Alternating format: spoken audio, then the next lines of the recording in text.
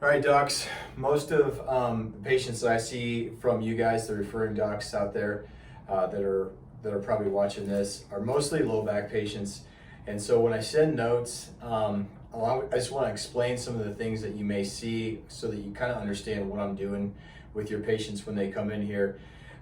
Anybody that comes in with low back pain, whether it's radiating or whether it's just axial low back pain with some referral maybe into the hip or to the leg above the knee, I do these tests on them regardless, just so I can determine, one, where the dysfunction is, and two, what the pain generator is. So you'll see these three tests I'm going to go over real quick on my exam form. So when you get those notes back, this is kind of what I'm doing, why I'm talking about it, and I'll explain why I do these things and what I'm looking for when I go through this exam. So this would be for anybody who comes in with low back pain. Now, I would have already done standing tests, so I go through like my gait assessment, my 6-inch step down, my balance test, my proprioceptive test. I would have done my seated test, looking for the DTRs, muscle strength giveaway type weakness. I would have done respiration, all of my seated palpations when I go through joint play and those kinds of things to determine whether the joint stiffness, hypomobility or hypermobility is a problem. And then in this battery of tests, I'm just going to go through hip extension, hip rotation, and then end range loading from this position with a few palpations kind of thrown in. So what I'm looking for, basically, how I test hip rotation, so you guys know, is I block the sacrum lumbosacral junction and I just spin the hip out. Now, according to the research, Sabuka and those guys, normal hip rotation is 40 degrees as long as you take out all of the other factors. Like if you do it from the supine position, there's just too many factors to really determine how much hip rotation you have. So this, I'm just looking for, is there 40 degrees of internal hip rotation? If not, then what's possibly happening with my patients. If there's less than 40 degrees of internal hip rotation, like you see here, with a soft end feel, meaning it's not like a hard, rigid stopping point, then that suggests SI joint restriction and hip external rotator tightness. So we know the hip rotation is being limited by those two structures, typically both of them. But then we can start to go looking for things like piriformis syndrome and those types of things, if that's something that increases their radiating pain or not. If there's greater than 80 degrees of internal hip rotation, which is not the case here, but if this leg were to just completely fall out to the side, then we know that that's called as anti-version of the hip. So the structural hip is anomalous. And so we know that there's excessive amounts of movement in that hip and pelvis structure as well as the lumbar spine. And so we know that that's an unstable structure. They can still have SI joint driven pain. They can still have low back pain that's facet syndrome in orientation. But we know, or at least I know from a treatment standpoint, I have to do more stabilization work. So if you do see that in my note, if I say patient presents with excessive greater than 80 degrees of internal hip rotation, antiversion is noted, then I'm doing a stability type treatment path with that patient for as far as a plan goes, because most likely the SI joint's hypermobile, the lower lumbar and mid lumbar spines are hypermobile, and so they're just wearing out those joints through just pure shear and excessive motion. So if it's retroversion, that's less than 10 degrees of internal hip rotation with a very hard end feel, basically it just stops. These patients, if they're under the age of 50, then they're probably retroverted. If they're over the age of 50, then that's a degenerative hip, and there's some sort of structural degeneration within the hip itself.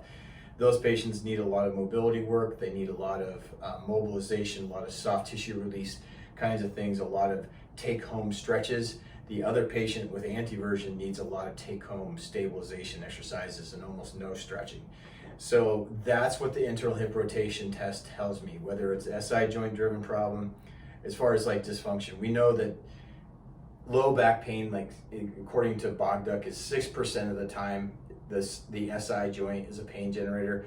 That doesn't mean that it's not important. We know it's basically a force transducer. All the lower extremity ground reaction forces have to go into the spine somewhere, and it's through the SI joint. So if it's dysfunctional and restricted, I'm going to normalize it whether it's a pain generator or not, because it's probably overloading the lumbar spine, which is leading to the reason why they're here, the reason why you've referred them into this office. The other test is a simple Yonda test. It's one of the 6 tests where you basically ask the patient to keep their legs straight and they raise it up off the table an inch or two. It's just a simple hip extension test. It just gives me an idea where hip extension is occurring, if it's occurring at the hip, or if it's being overworked by the hamstrings, which is rare, or if they're just literally extending through the lumbar spine, which a lot of times when I see patients, especially in my older population, your stenotics, the claudication type problems, when they do hip extension, you'll see a big divot in the middle of the lumbar spine.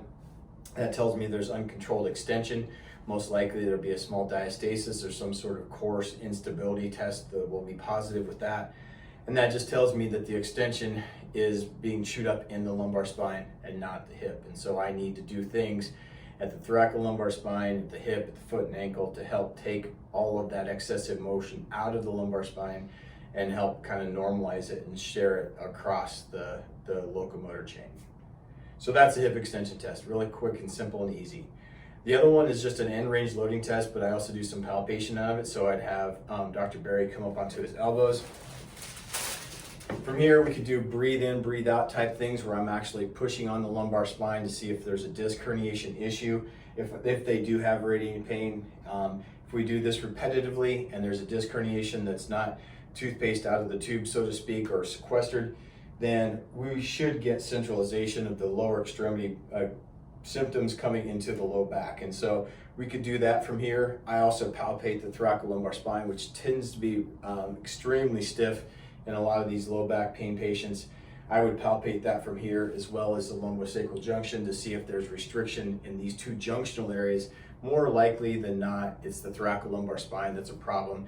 Even though it rarely is painful, this is an area that I work on a lot with your patients, because this is usually what lacks motion. And so all of this excessive motion that's not happening at the thoracolumbar spine and the hips is getting funneled into the patient's lumbar spine. The goal of these tests is to determine not only the pain generator, but just where the dysfunction lies in the musculoskeletal chain, so that I can help change the function and make things adapt in a more positive way. And that's really what I try to do, is not just address the pain part of it, through the techniques that I have, like dry needle, Graston manipulation, soft tissue release, muscle energy release type stuff, but to also help change the functional part of it, like the foot and ankle, the hip, these key areas that help spread and share the efficiency of the ground reaction forces and all the forces that we ask our bodies to do throughout the day, so that you don't overload those areas that you guys see, like the lumbar spine, the shoulders, the head and the neck, and those kinds of areas. And so I try to change the function with the things that we do here. And these are just 3 simple tests: the hip extension test, the hip rotation test, and what we call the end range loading, or the Sphinx assessment. So I hope you find this helpful. If you do, please pass it along to your fellow physicians. If you have any comments or critiques about what I could do better, please let me know about that. And I hope you found this helpful, and I'll do this again in a couple weeks. Thank you.